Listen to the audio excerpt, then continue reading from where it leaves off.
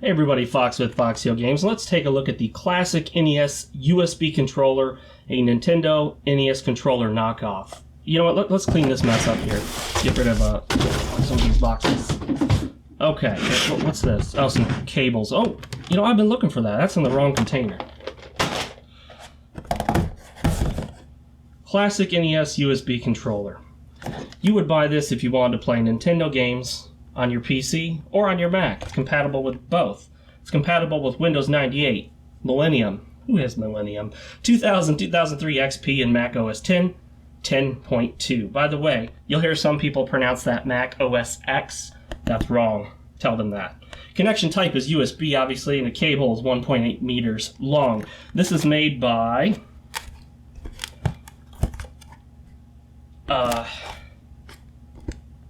well, it doesn't say, actually, but we know it's made in China, and we know China is where high-quality products come from.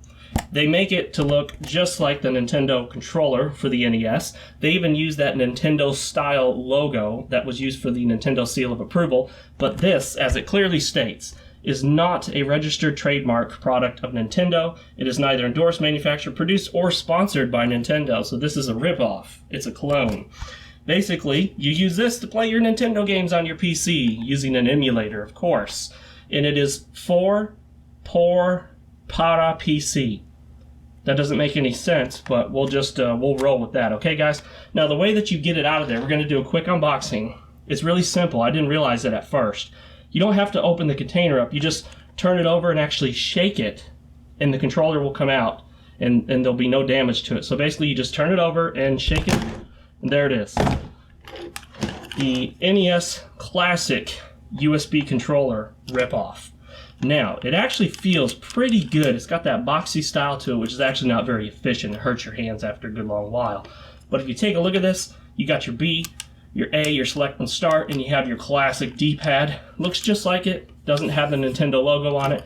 This sticker really had nothing on it. I don't know why I ripped it off.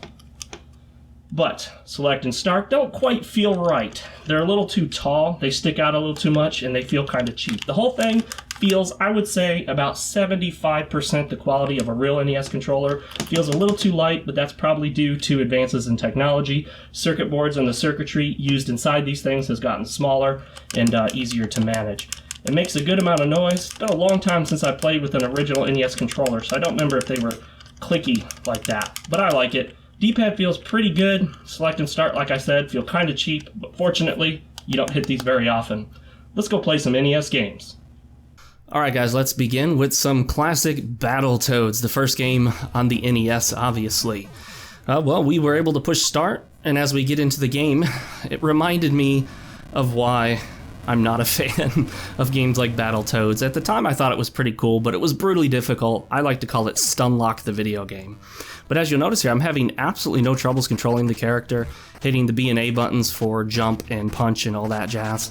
It's really difficult to break out of those stun locks, I'll tell you. No problems with Battletoads whatsoever. Let's push into the next game, Blaster Master. This is a lesser known title, but a really cool one, and I'll show you why. We'll get started here with this little cutscene. Unskippable, I do believe. And with that, this is an excellent game to test out the NES clone controller because this vehicle has some momentum rolling with it. As you notice, it took me a minute to remember that it has momentum, so when you let up on the D-pad, it doesn't come to an abrupt stop. You actually keep rolling for a bit, even more so than, say, for example, Super Mario Brothers. So we're pushing through. A and B buttons work great. D-pad works great. In fact, as I play longer and longer with it, I notice that it even starts to bother my thumb a little bit, just like the original Nintendo controller did. In fact, having blistered thumbs was oftentimes a sign that you were a gamer back in the day, back when we were all kids and not in our 30s like we are now. So I'm making it through here, no problem. Some excellent platforming, and knocked that out without any trouble with this controller. Now let's start with the next section of Blaster Master. Hit select and boom, you can jump out of that vehicle. See guys, this is an awesome game. You do not want to travel around in the overworld for any longer than necessary because it's, yeah, you're weak as this character in the overworld. You're intended to use your vehicle, but once you go inside these little doorways here by pressing down instead of up for some reason, you then go into this slightly isometric viewpoint, and now it's more of like a, not quite Zelda type game, but it has that Zelda viewpoint, and you shoot your little gun, the blaster, and you become the master of the blaster. Working great, obviously. I can mash the button, and obviously it's not turbo, but I can mash the button as fast as I can, and it shoots. A far lesser known title is Wizards and Warriors. This one I struggled with endlessly. I played it like crazy, and I didn't realize at the time when I was little that this game is actually kind of bad. You'll see what I mean. It starts out looking almost like Ghosts and Goblins, shows you the map and shows you where you are. You progress through each little area, each one having its own theme. Now, when you jump, as you'll notice right here, your sword effectively sticks out at like a 45-degree angle. And anything that passes by that sword as you're jumping is killed. Now, if you're standing still, you just sort of like wiggle your sword forward. No problem hitting the A and B buttons. I picked this game specifically because I remember it actually requiring a lot of accuracy with the D-pad and the jumps. There are some very narrow platforms that you need to jump on, like this tiny one right here. And the game also involves long jumps up through tower-like elements, kind of like this tree part here coming up.